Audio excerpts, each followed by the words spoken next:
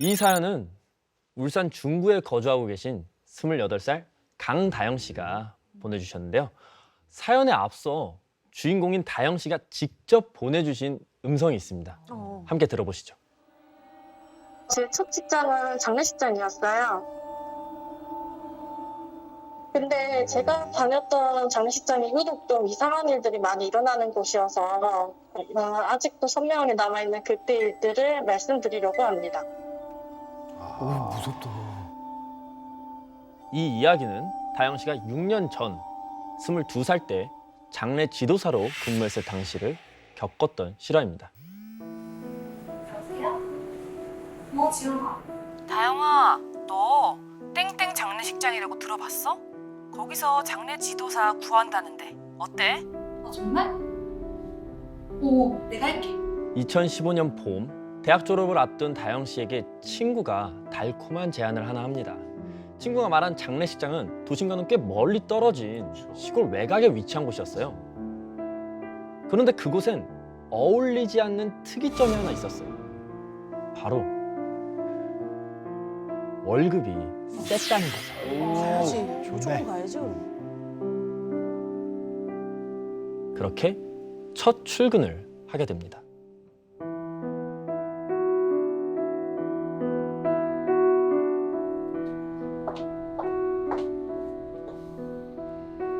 신입 장례 지도사 강다영입니다. 그곳에서 가장 오래 일했다는 선배 장례 지도사분을 마주하게 되는데요. 근데 그 선배가 하는 말이 과장님 지인 추천으로 왔다고? 네. 여기는 기가 세지 않으면 아무나 못 버텨. 마음 단단히 먹어야 할 거야. 신입이다 보니 군기를 좀 잡으시려고 그러시나 보다 생각했어요. 그렇게 신입 장례 지도사의 첫 직장 생활이 시작됐습니다. 장례 지도사가 처음 들어가면 가장 먼저 하는 일이 뭘 것 같으세요? 옷 갈아입히는 그런 건가? 깎고 옷 입히는 거? 바로 입관을 참관하는 일입니다. 그게 기본입니다. 예. 여기서 입관이란 몸을 닦고 수의를 입히는 염습을 마친 고인을 유족들과 인사시킨 후에 관으로 옮기는 걸 말하는데요. 처음 고인을 직접 마주하는 일이기 때문에 사실 신입들한텐 굉장히 조심스러우면서도 두려운 일이기도 하죠. 쉽지 않을 것 같아. 특히 사고사로 들어오는 시신은 정말 똑바로 쳐다보기도 힘들 만큼 처참한 경우가 많다 보니까 기가 약한 사람들은 그 자리에서 쓰러지거나 이후 시름시름 몸이 아파온다거나 하는 경우도 있다고 하더라고요. 다영 씨는 다행히 멀쩡했어요. 근데 첫 입관을 딱 마치고 나오는 순간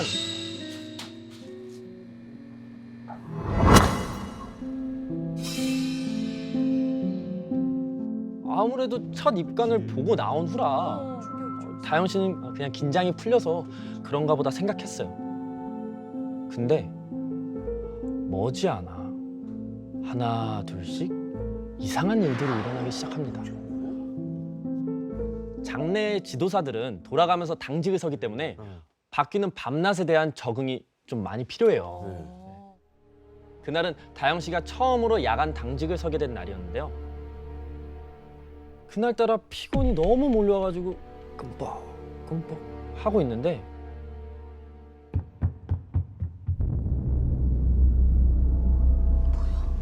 발자국? 위에서 이상한 소리가 들리는 거예요. 마치 무언가 빠르게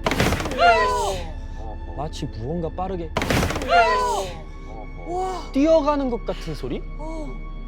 그날은 상도 없는 날이라 아무도 없을 텐데 너무 이상했죠. 날이구나.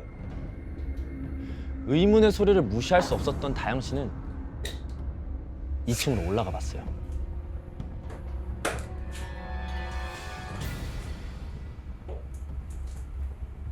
근데 아무런 소리가 안 들려요. 이상해서 3층으로 또 올라갔죠.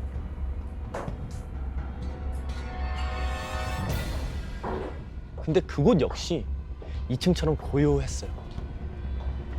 내가 잘못 들었나?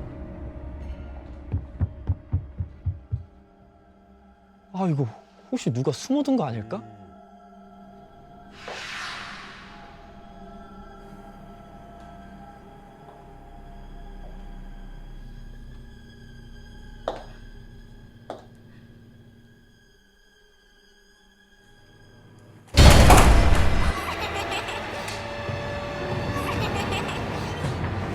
이 조그만 여자아이 2명이 쏜살같이 나가서 맞은편 빈소로 쏙 들어가는 거예요. 이 새벽에 그렇지, 애기. 애들 둘이서 그것도 장례식장에 너무 이상하잖아요. 상도 없다 그랬잖아. 그러니까 상이 없어. 네. 다영 씨는 아이들이 들어간 빈소로 다가갔어요.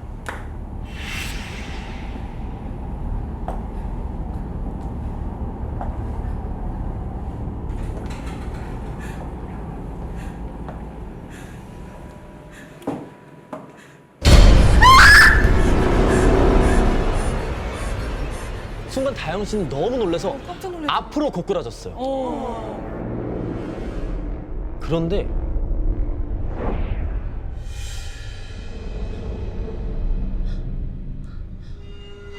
아무도 없어요.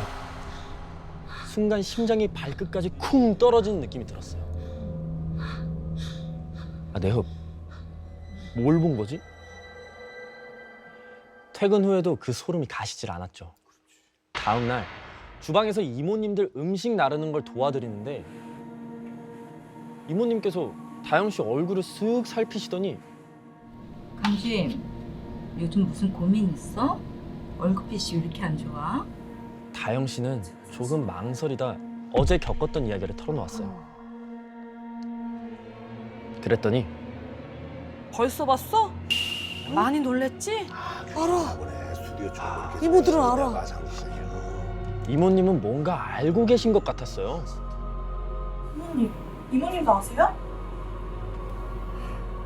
여기 온 지 얼마 안 돼서 잘 모르겠지만 여기 이상한 게 참 많아. 여기 오래 일하려면 내가 말하는 3가지 꼭 기억해야 돼. 네? 3가지? 첫 번째, 뭐가 보여도 아는 체 하지 말고 그냥 넘어가. 둘째, 아무도 없는데 뭐가 들려도 예민하게 놀라지 말고 그냥 너만 힘들어. 그리고 마지막에 제일 중요한데 해지기 시작하면 3층에서는 무조건 내려와야 한다. 아, 거기 뭐가 있네. 그 말씀을 끝으로 이모님은 그냥 조심하라는 의미라며 서둘러 자리를 뜨셨어요. 이모님은 왜 그런 말씀을 하셨을까요? 그 이유를 얼마 지나지 않아 알 수 있었습니다. 장마가 시작됐는지 세차게 비가 내리던 날이었어요. 이른 시간임에도 밖은 어두컴컴했죠. 그날도 당직이어서 홀로 내일 염색 때 필요한 재료들을 정리하고 있었어요. 아, 근데 재료가 좀 부족할 것 같은 거예요. 그래서 3층에 있는 안 돼. 창고에서 이것저것 재료들을 챙기고 있는데 날씨 탓인지 기운이 싸하더라고요.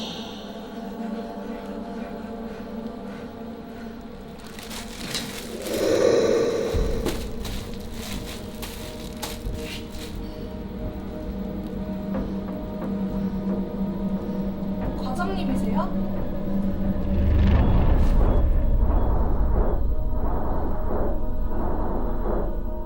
그랬더니 순간 그게 휙 사라지더라고요. 이상해서 문을 열고 나갔는데 밖엔 아무도 없었어요.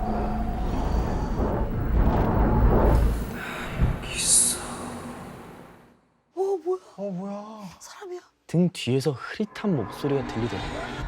순간 소름이 머리 끝까지 돋아 휙 돌아봤는데 아무것도 없는 거예요.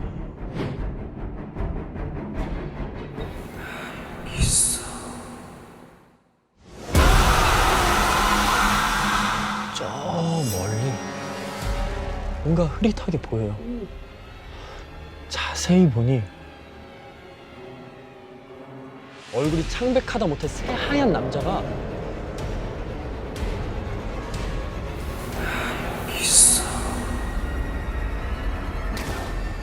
깜짝 놀라 반쯤 혼이 나간 채로 뒷걸음치던 다영 씨는 나와 있던 자재 박스에 부딪혀서 앞으로 고꾸라졌어. 자꾸 넘어지네. 그리고 그곳을 다시 보니 사라지고 없더라고요. 해지기 시작하면 3층에서는 무조건 내려와야 한다? 이모님이 하셨던 당부가 머리를 훅 스치고 지나갔죠. 이곳 3층엔 뭔가가 있는 게 분명했어요. 다음 날 나까지 있던 마지막 장례가 끝나니 모든 빈소가 비는 타임이 왔어요. 이때다 싶어서 청소 이모님을 도와 1층부터 3층까지 이곳저곳 대청소를 시작했죠. 그렇게 3층 마지막 빈소 청소까지 끝내니 어느덧 시간은 6시 반을 넘기고 있더라고요. 그걸 끝으로 화장실에서 걸레를 빨고 있는데 밖에서 이상한 인기척이 들리는 거예요. 밖을 내다봤는데 전등 다 됐나 보네. 이따 갈아야겠다 생각하고 마저 걸레를 막 빨고 있었는데 순간 소름이 쫙 돋는 거예요. 나 분명히 불 다 껐는데.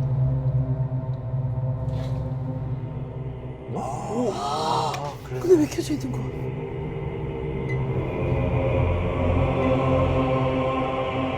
갑자기 마음이 다급해지기 시작해서 재빨리 걸레를 빨고 나왔는데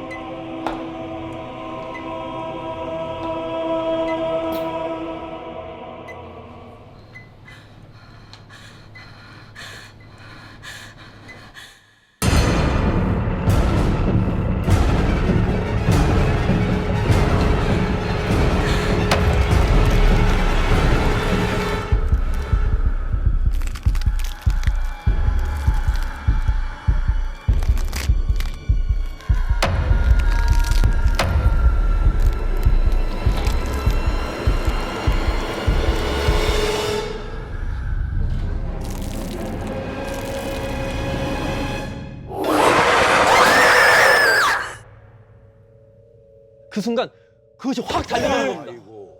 너무 놀라 미친 듯이 도망쳐서 계단을 막 내려가는 순간 다영 씨는 정신을 잃고 말았어요.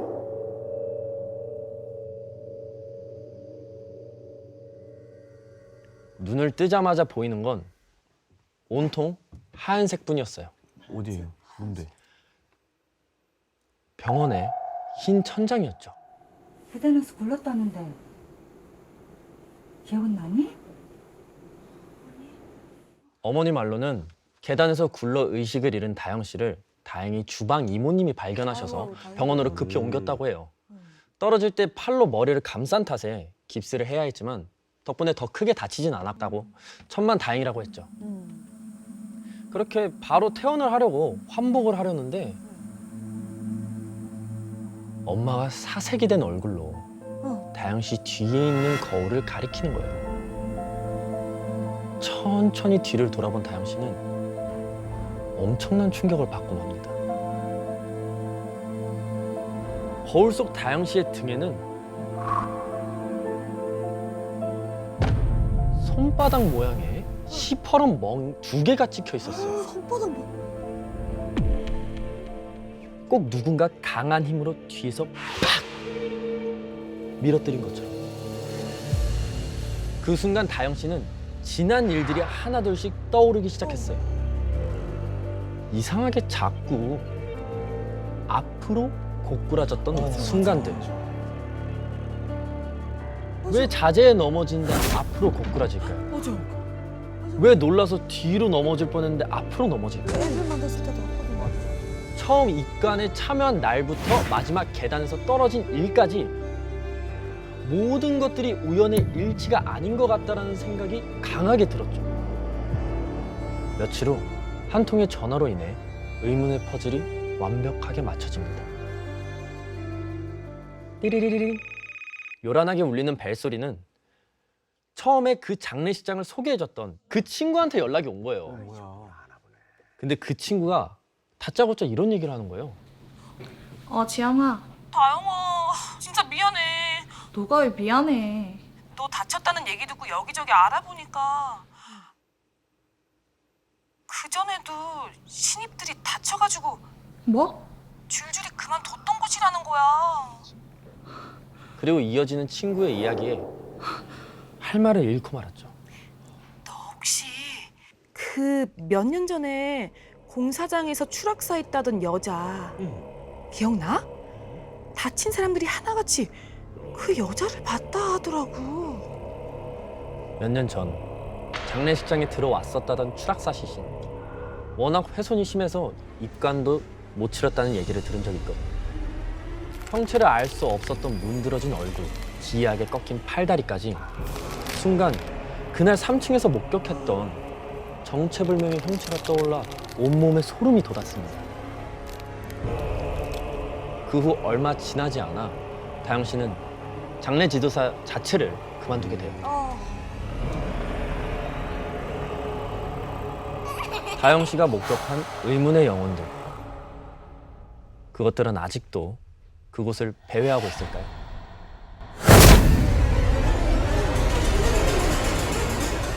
자, 이 사연은요, 고양시에 사시는 33살 회사원 최지윤 씨가 보내주신 사연입니다.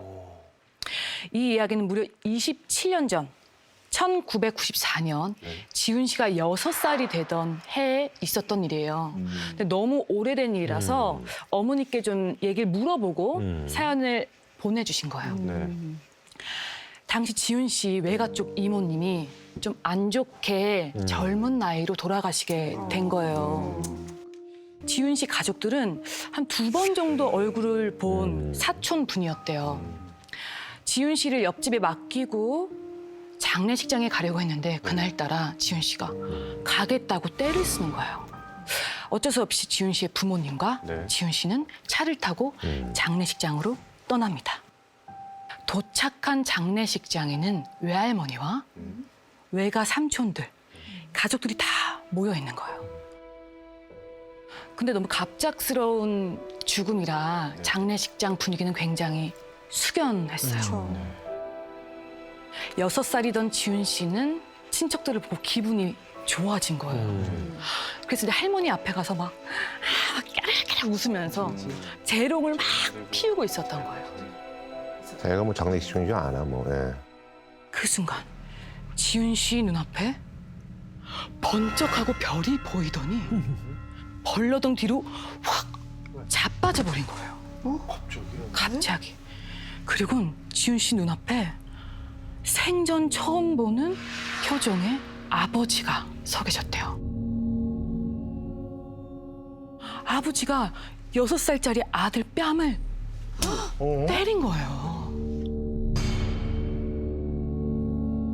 너무 놀란 지윤 씨는 눈물이 나지도 않았대요. 그런 지윤 씨한테 아버지가 조용히 해야지.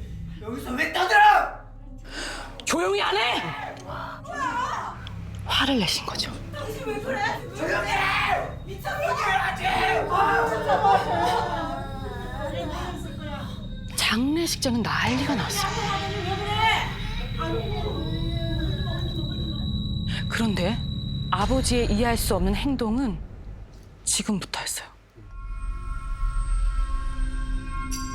아들의 뺨을 때린 후에 말리는 이 사촌들을 다 뿌리치더니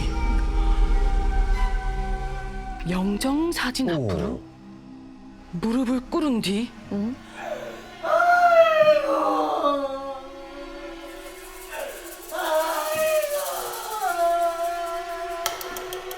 아버지가 통곡을 하기 시작하는 거예요.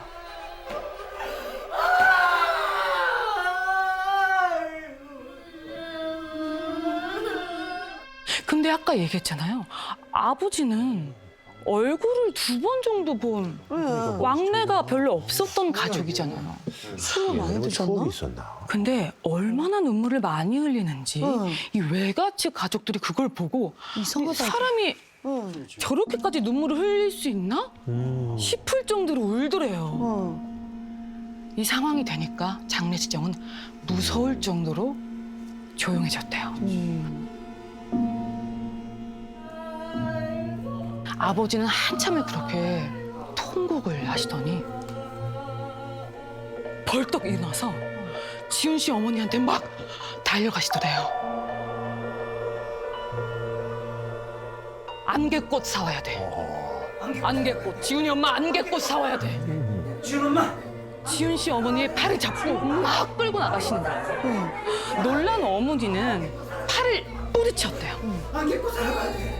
작은 삼촌과 큰 삼촌도 뛰어와서 아버지를 말리기 시작하죠.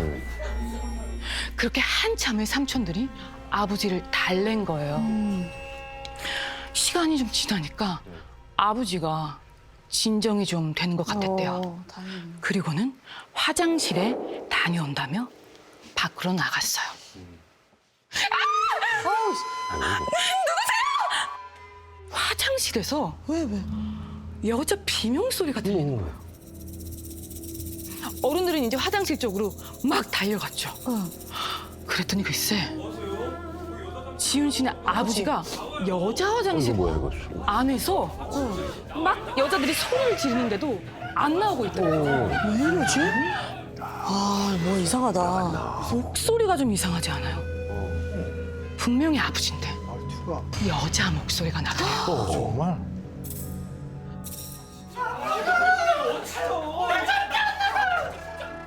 그리고는 말리는 삼촌 중에 한 명의 목을 조르기 시작하는 거예요. 삼촌 2명이 제압을 하는데도 제압이 안 되는 거예요. 그래서 씨름을 하던 아이고. 삼촌들 친구도 아버지를 뒤로 눕히려고 했대요. 막 눕히려고 뒤로 누르는데도 불구하고 아버지의 허리가 뒤로 넘어가질 않고 다시 똑바로 서시는 거예요. 이 모습을 본 할머니는 저거 저대로 두면 안 돼. 삼배 한 잔 가져와, 삼배. 선배? 내가 본 게 있어서 그래. 그 완장. 완장. 큰 삼촌이 그죠. 팔에 차고 있었던 그 완장을 상주들이 하지. 상주들 하는 거. 확 뜯으시더니 불에 태워서 아버지의 입을 억지로 벌려서 어거지로 막 쑤셔 넣으시더래요. 아버지가 잠시 후 몸에 힘이 쭉 빠지시더니 내가 왜 여기 있어? 저놈 여기가 어디야? 기억을 못 하는 거야? 자기 6살 난 아기 뺨을 때린 것도 통곡한 것도 몸싸움을 한 것도 전혀 기억을 못하는 거예요. 이게 무슨... 어쨌든 다시 장례식장으로 돌아와서 한숨 돌리고 있었는데 이상하게 장례식장 분위기가 쎄해지더라고요. 근조 화환이 계속 들어오고 사진 옆에는 국화가 점점 쌓여져 가는데 이 국화가 1시간도 안 돼서 쭉 시들어 버리는 거예요. 그거 며칠 가는데 그거. 지훈 씨는 넋 나간 아빠를 곁눈질로 한번 쳐다봤대요. 아버지 안색이 점점 어두워지는 거예요. 또 시작이다. 뭔가 이상함을 느낀 지훈 씨 가족은 빨리 집으로 돌아가기로 해요. 여보! 지훈 씨 아버지가 운전을 하시는데 앞이 안 보여. 앞이 하나도 안 보여. 눈을 뜨고 계시는데 앞이 안 보인다고 하시는 거예요. 너무 위험하다. 지훈 씨는 너무 무서워서 온몸이 굳어버려서 이 안전벨트를 꼭 잡고 의지를 하고 있었대요. 여보 오른쪽으로. 지훈 씨 가족의 차는 어머님 목소리만을 의지한 채 다행히 갓길에 세웠어요. 무사히 세울 수 있게 됐어요. 다행이다.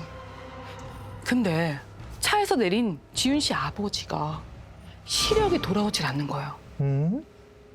운전면허가 없던 어머니는 아버지 대신 운전을 할 수 없어서 119에 신고를 하는 거죠. 아버지를 모시고 응급실로 찾아갔을 때 불행인지 다행인지 병원에서는 아버지 시력에는 아무런 문제가 없다고 하더래요. 뭐야? 그 이후 아버지의 시력은 점차 돌아왔지만 어머니와 지훈 씨는 그날의 정말 끔찍한 악몽 같던 그 하루를 잊을 수가 없었는데 아버지는 모든 기억을 다 잃으신 거예요. 왜 그러지? 그런데 그 뒤로 아버지가 이상한 행동을 가끔 하실 때가 있다고 합니다. 끝났어. 아침에 일어나자마자 평소엔 입에 담지 않는 욕설을 막 퍼붓던가 평소에 누린내가 난다고 절대 입에도 안 대던 돼지 고기에 내장을 그렇게 드신대요. 아, 이렇게 바뀔 수가 없는데. 그리고 또 이상한 건 퇴근할 때 가끔 이걸 사서 오시는데요. 뭐야? 이게 바로 안개꽃. 아까 안개꽃 사러 가야 그 된다고. 아까 그 상가집에서 안개꽃 사러. 안개꽃을 가끔 사오신대요. 그걸 왜 사오는 거예요? 이 이모님이 좋아하시던 꽃이 안개꽃이었대요. 그건 뭐야? 근데 그뿐만 아니라 이 음식 있죠. 좋아하시던 음식. 음식도 이모가 좋아하시던 음식이래요. 구속기관 좋아하는. 그 음식들이. 그러니까. 그리고 정말 신기한 거는 왕래가 정말 없었는데 이 이모님의 집안 사정에 대해서 뻔히 알고 계시대요. 그래서 이 외가 쪽 가족분들은 왜 하필이면 아버지한테 씌었는지 그치. 가까운 사람도 아니고. 지금도 이해가 안 간다. 네, 이 사연은 유정수 씨가 보내주셨는데요. 20살, 그러니까 딱 제 나이 때쯤에 겪은 일이더라고요. 제가 정수 씨의 심정에 빙의해서 5년 전 그날의 이야기를 지금부터 들려드리도록 하겠습니다. 7월 여름이었습니다.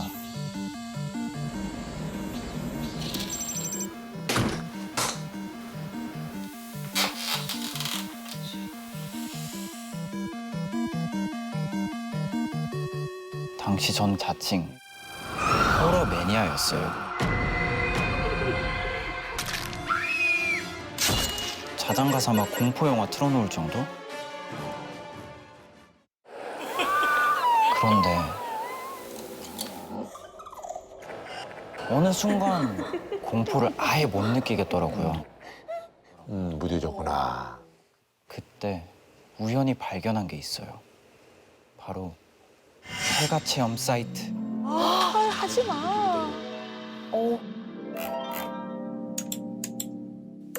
후기 글이 꽤나 많더라고요. 갑자기 쿵 소리 나서 도망 나왔다. 사진에 흰색 공 모양이 찍혔는데 귀신 아니냐. 무서워 죽겠다. 위험하다기보단 재밌겠다? 사이트를 계속 둘러보는데 제목 하나가 눈에 띄었어요. 폐 장례식장 갈 사람 구합니다. 폐병원을 갔습니다. 지하에 있는 폐 장례식장은 다들 무서워해서 그냥 돌아왔네요. 강심장들만 모십니다. 와, 이거 진짜 확 끌리는 거예요. 아니, 폐 장례식장이라니. 간만에 짜릿하겠는데. 흥분되는 마음에 전 곧바로 참가하겠다는 댓글을 달았습니다. 며칠 뒤 폐 장례식장을 가기로 한 그날 밤 10시. 전 약속 장소에서 주최자님들께 드릴 시원한 캔커피까지 사들고 기다리고 있었어요. 아, 설레서. 이제 저기 멀리서 차 한 대가 슬금슬금 다가오더니 창문을 쓱 내리더라고요. 저기요, 혹시 쌀까 귀신한님? 네, 그 귀신길만 걷자님. 예. 하세요. 귀신길만 걷자. 네, 안녕하세요. 오늘 잘 부탁드리겠습니다. 예. 난 내 마음속에 귀신. 네, 안녕하세요. 닉네임만큼이나 장난기 넘치는 그분은 승현이 형, 그리고 주최자인 재우 형. 두 사람 모두 폐가에 가본 적이 엄청 많다고 했어요. 폐가는 처음? 네, 처음이에요. 도망가는 거 아니에요? 아니 무슨 그거 아니죠? 제가 그냥 쭉 갔다 오면 되는 거 아니에요? 오케이. 가시죠. 자, 그럼 갑시다.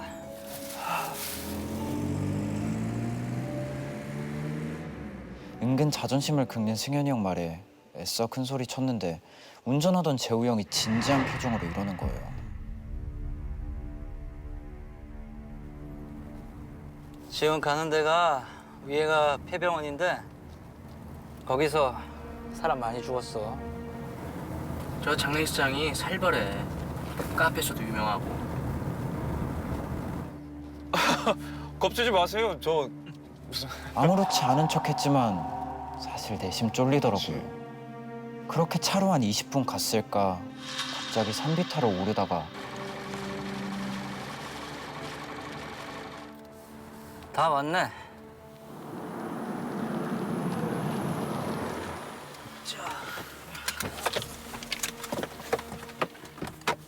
침침한 어둠 사이로 커다란 건물 하나가 보였어요. 바로 그 폐병원이었죠. 차에서 내려 건물을 보는데 아니 얼마나 오래됐는지 건물 입구 너머로 얼룩덜룩 곰팡이 핀 벽이 보이더라고요.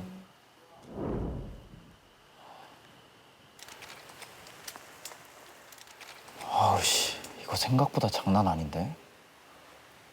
아유, 얘 벌써 쫄았네. 쫄? 못 가겠으면 여기 있든가. 아, 왔으니까 가야죠. 어디로 가면 돼요? 저기 지하. 가자. 예, 가시죠. 형들은 건물 안으로 들어가고 저도 그 뒤를 따라 들어가는데 오금이 막 저리는 거예요.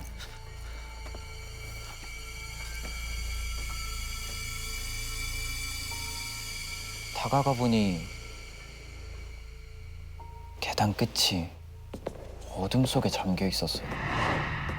아무것도 보이지 않았죠. 내려갈수록 곰팡이 냄새와 함께 축축한 기운이 온몸을 감싸는데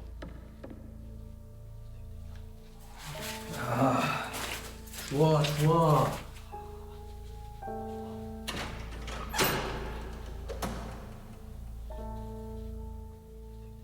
제 눈앞에 보이는 것은 커다란 홀이었어요.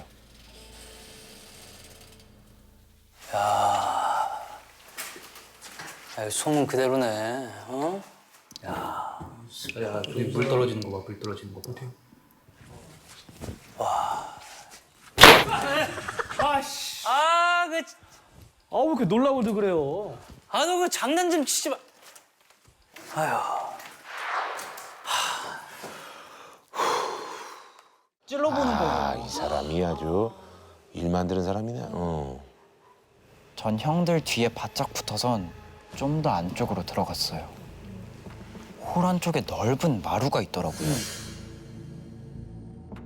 무너진 나무 자재들로 어질러진 바닥. 그런데 뭐야?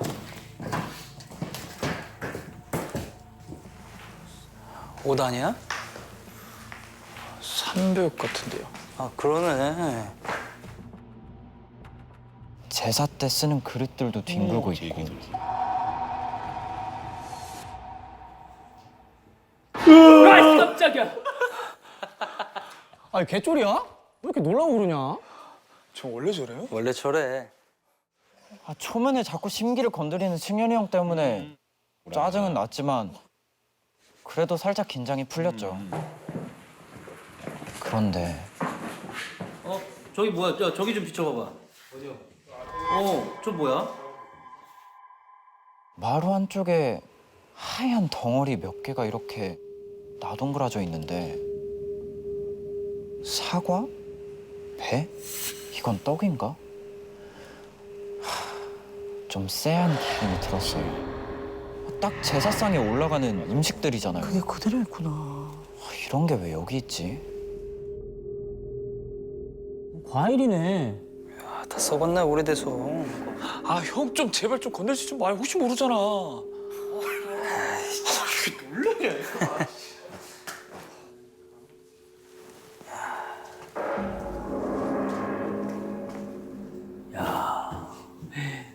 뭐 사방이 곰팡이에다가 그냥.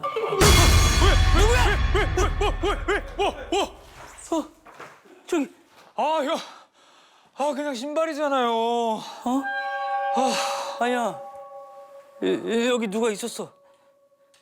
에이 이 형 또 귀신 봤네. 여기 분명. 에이. 아 거기 누구 있어요? 없네요. 잘못 봤나? 분명 여기 누가 있었는데. 와 대박. 여기 와봐요. 아 형 혼자 좀 움직이지 마요. 그쪽으로 다가가 플래시를 비추는데 플래시 불빛 끝에 모습을 드러낸 건 뭔데? 재단 같은 게 있는데? 검붉은 나무 재단. 그렇다면 여긴 빈소? 한자들이 적힌 누런 종이. 거기다 과일과 떡들이 접시에 담겨선 거하게 차려져 있는 거예요. 근데 이상한 게 뭔지 아세요? 왜? 멀쩡해요. 뭐가? 하나도 썩지 않고 정말 멀쩡한 거예요. 이상하다. 누가 막 갖다 놓은 것 같은데? 아니 새 거네.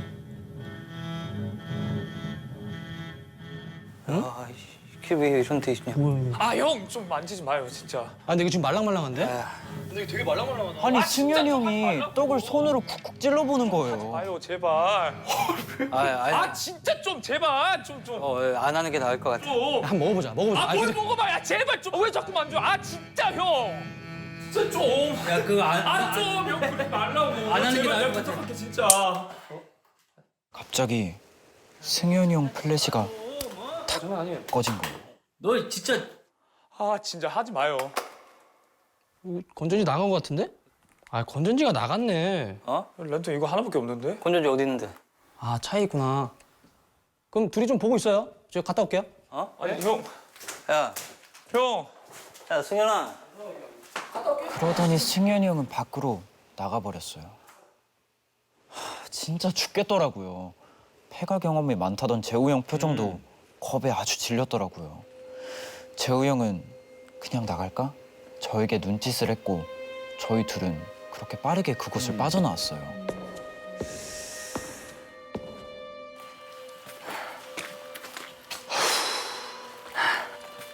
그런데 운전석 문이 활짝 열려 있는데 형. 승현이가 없는데? 뭐? 승현이 형이 보이질 않는 거예요. 아 뭐야? 야 전화해볼게. 아 여기도 어디 간 거야?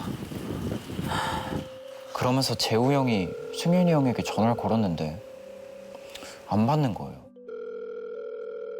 그런데 어디선가 뭔가 부딪히는 것 같은 둔탁한 소리가 들려왔어요. 그 소리가 들려온 곳은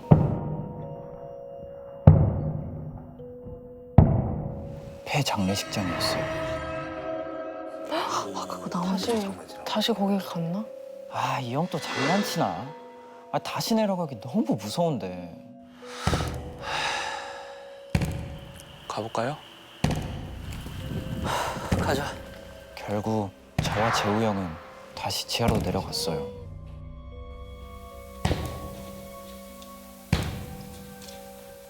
안쪽으로 향할수록 소리는 점점 커져가는데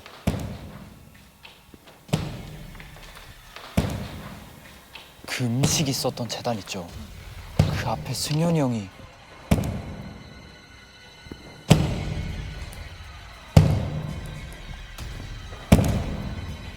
무릎을 꿇고선 머리를 박고 있어요. 이 사람 왜? 왜? 야, 너 거기서 뭐해?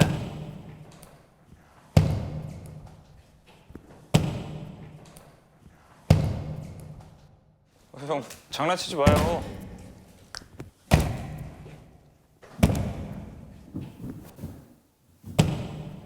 야, 뛰어!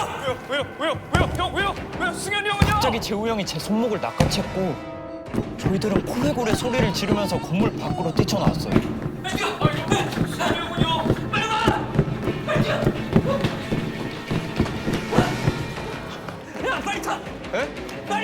재우 형은 빨리 차에 타라고 고함을 질렀고 있는 힘껏 엑셀을 밟아서 도로로 빠져나왔어요. 어머 또 왜 그래? 뭘 봤냐?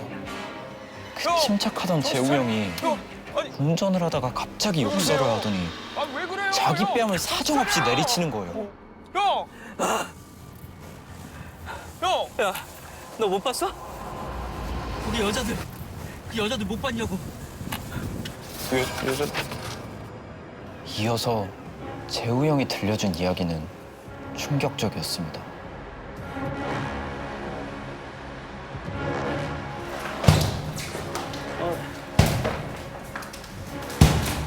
야, 너 거기서 뭐해? 야, 뭐를 박던 승현이 형 고개가 뒤틀려 있더래요.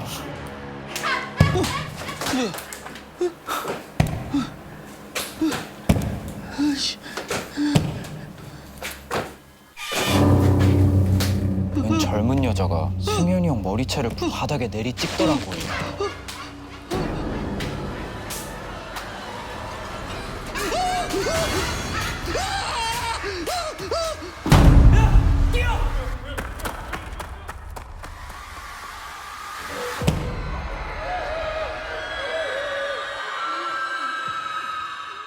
이번 이야기는 서울에서 민영 씨가 보내주신 사연인데요. 민영 씨에겐 남들에게 말하지 못한 가족의 끔찍한 비밀이 있다고 합니다. 제가 민영 씨를 대신해 사연을 들려드리겠습니다. 2010년 여름.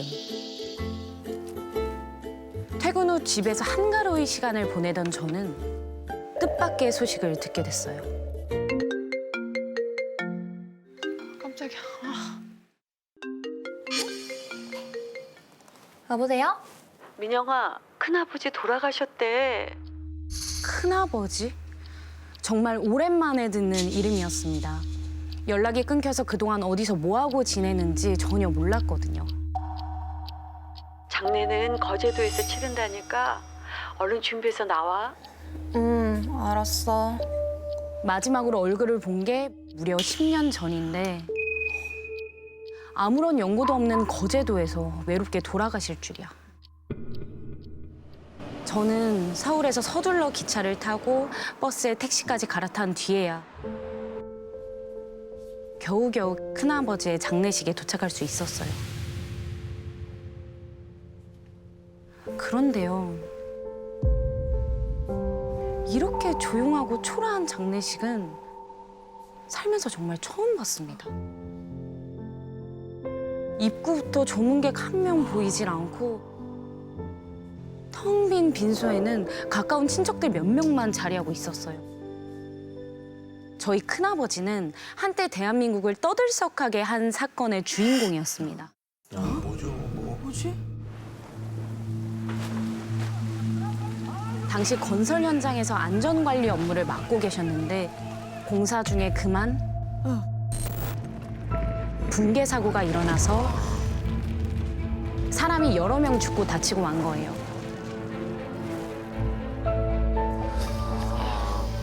아이고.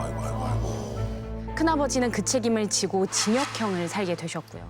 그런데 출소한 후에도 기자들과 희생자 가족들이 자꾸 찾아오는 바람에 일상생활이 불가능했습니다. 사람들의 비난을 피해서 큰아버지는 10년 가까이 떠돌이 생활을 해야 했어요. 그리고 결국 객지에서 쓸쓸하게 눈을 감으신 겁니다. 안 됐네. 안타깝다. 빈소에 들어가려고 하자 먼저 도착해 있던 작은아버지께서 밖으로 나오셨습니다. 민영이 왔구나. 작은아버지 일찍 오셨네요. 마침 잘 됐다. 민영이 네가 여기 문 앞 좀 지키고 있어라. 조문객이 찾아오면 무조건 다 돌려보내라고 말씀하시는 거예요. 상복 입은 사람 외에는 절대로 들이면 안 된다. 왜지? 행여나 10년 전 사고의 희생자 가족이나 기자들이 찾아올까 봐 걱정하신 건데 처음엔 과한 걱정 같았지만 저도 혹시나 하는 생각이 들더라고요. 물청객이 들이닥치진 않을까 눈을 부릅뜨고 지킨 지 하루, 이틀. 어느덧 발인만을 앞둔 빈소의 마지막 밤. 텅 빈 방명록을 보며 어릴 적 큰아버지의 자상했던 모습을 떠올리고 있었어요. 평소에 화 한 번 안 내시던 분이었는데 정말 그렇게 나쁜 사람이었을까? 혼자 넋두리하며 복잡한 마음을 달래던 그때 최용수 그 사람이 죽었다고? 누구 마음대로?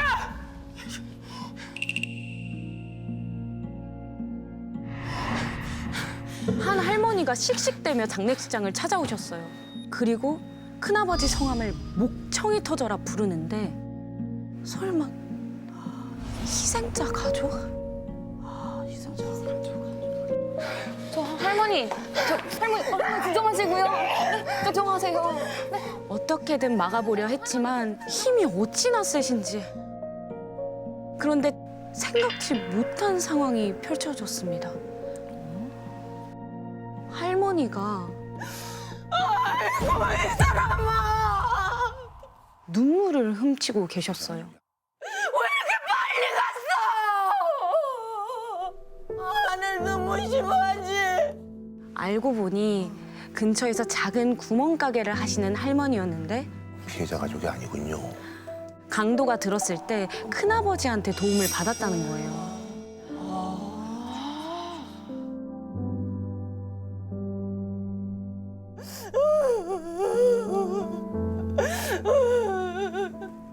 너무 고마운 사람인데 이렇게 황망하게 가나? 아이고. 그 후로 고향 친구분도 몇 분 오시고 큰아버지를 애도하는 발길이 드문드문 이어졌어요. 그나마 다행이네요. 생각보다 가시는 길이 외롭진 않겠다. 그래, 이런 걸 보면 정말 그렇게 나쁜 분은 아니셨던 거야.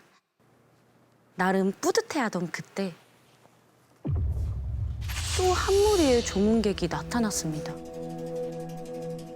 마치 방금까지 공사장에서 일하다 온 것처럼 흙먼지를 뒤집어 쓴 모습. 작업복 차림의 남자 5분이었어요. 작업복?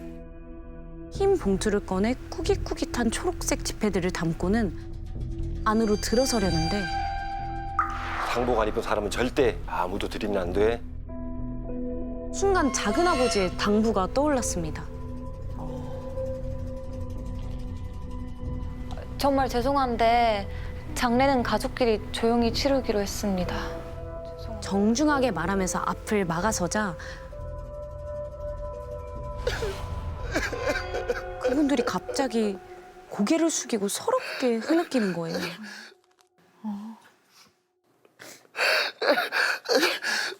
제가 생전에 정말 큰 빚을 져서 그래요. 이렇게 그냥 보내드릴 수가 없어요. 뒤늦게 소식을 들어서 옷을 제대로 갖춰 입지 못했다고 정말 잠깐이면 되니까 큰아버지를 꼭 뵙게 해달라고 사정사정 하시는데 이건 넣어줘야지. 행색이 초라해서 입장을 거부당했다고 오해하신 것 같았어요. 그래, 아까 그 할머니 일도 있고 설마 나쁜 뜻을 가진 사람이 조의금까지 준비했겠어? 들어오세요. 그럼 들어오세요. 저는 잠시 고민하다 남자분들을 안으로 안내했습니다. 텅 빈 빈소가 조금이나마 채워지길 기대하면서 말이죠. 그런데 얼마 뒤에 여보! 찢어지는 비명이 들려왔어요. 왜 그래? 안 돼. 그 사람들이 왔어. 내 남편 어디 데려가는 거야? 안 돼! 뭔 소리야? 큰엄마 일단 진정하세요. 네? 괜찮으세요, 큰엄마? 다행히 시간이 지나자 조금씩 안정을 되찾으셨고 큰어머니는 힘겹게 조금 전 있었던 일을 들려주셨습니다. 그러니까 몇 분 전 큰어머니가 팔짝 잠이 들어 꿈을 꿨는데 큰아버지의 관이 덩그러니 놓여 있었대요. 그런데 갑자기 한 무리의 사람들이 나타나 단체로 관을 에워싸더니 관 뚜껑을 막 뜯기 시작했다는 거예요.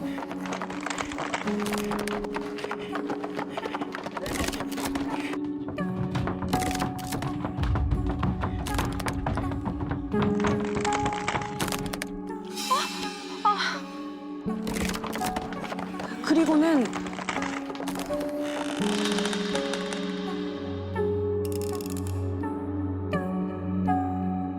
관에서 큰아버지 시신을 꺼내 두 팔과 두 다리 그리고 머리를 하나씩 붙잡고는 찢을 것처럼 사방으로 잡아당기며 끌고 갔다고요.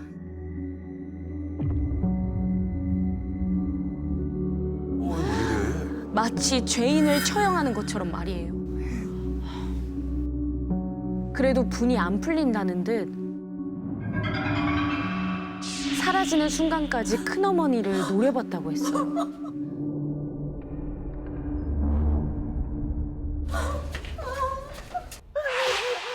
설마 내가 조금 전에 들여보낸 그 사람들인가?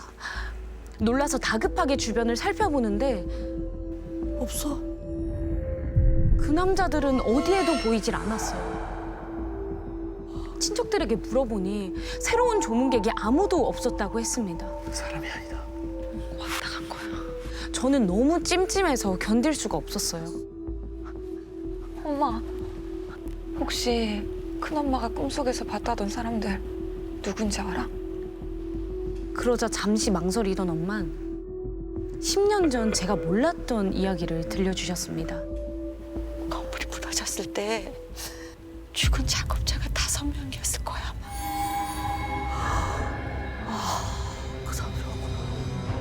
그날 큰아버지는 안전에 문제가 있다는 걸 알고도 공사 기간을 줄이기 위해 무리하게 작업을 지시했었대요. 이런 게 문제야, 이런 게 문제야. 그럼 안 되지. 그로 인해 1층에서 작업하던 인부 5명이 철근에 깔려 모두 사망하고 말았고요. 하지만 큰아버지는 그 정도는 다들 눈 감고 넘어갔던 건데 대체 내가 뭘 그렇게 잘못했냐고 끝까지 억울해하셨다는 겁니다.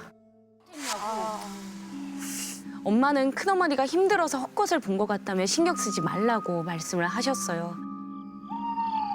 하지만 발인을 기다리던 새벽 얼마 안 되는 조의금을 정산하고 있을 때 정말 눈을 의심케 하는 일이 일어나고 말았는데요. 김수현 10만 원.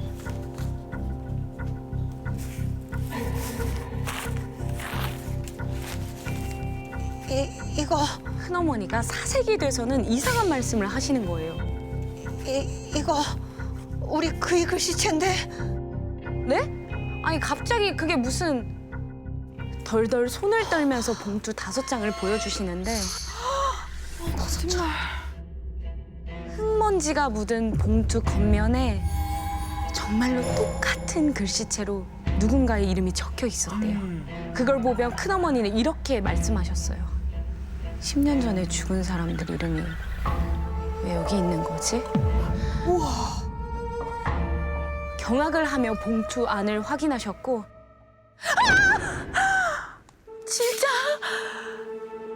진짜 그 사람들이 다녀간 거야. 그대로 비명을 지르며 쓰러지고 말았습니다. 왜냐면 5개의 봉투 안에 각각 10,000원짜리 6장이 들어있었는데 그게 전부 이제는 구할 수도 없는 10년 전에나 사용하던 국권 지폐였거든요. 알고 보니 10년 전 죽은 작업자들의 일당이 바로 6만 원. 어머. 그러니까 큰아버지가 줬던 일당 봉투를 고스란히 조의금으로 두고 간 거예요. 이게 뭐야. 얼마나 원통했으면 그 작업자들은 자기 목숨값인 6만 원을 가지고 큰아버지의 장례식까지 찾아왔던 걸까요? 어쩌면 제 생각과 달리 저희 큰아버지는 찢어 죽이고 싶을 만큼 정말 나쁜 사람이었는지도 모르겠습니다. 지금은 큰어머니도 남편을 따라 세상을 떠나셨기에 어디에도 말 못한 그날의 사정을 이렇게 고해봅니다. 저희 큰아버지는 저 세상에서 죗값을 전부 치르셨을까요?